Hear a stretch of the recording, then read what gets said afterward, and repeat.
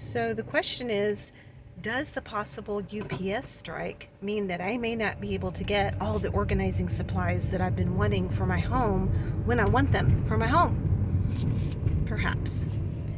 Does that mean I should go ahead now and order a lot of organizing supplies that I might want for my home? Perhaps not.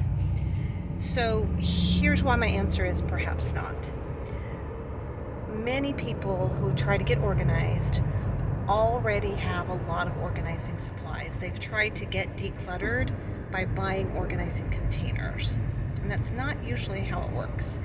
Usually you have to start with decluttering. That's the foundation of organizing, and you need to get rid of all of the things that you don't love enough to keep organized, right? If you're not using them, if you don't love them, it's going to be very difficult for you to get or keep them organized.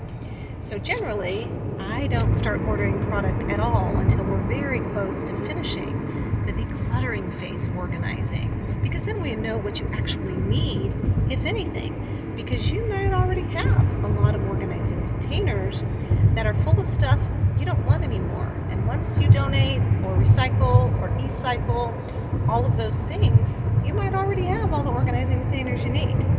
So give me a call or go to pinkyjackson.com, get a free assessment, and we'll help you figure that one out.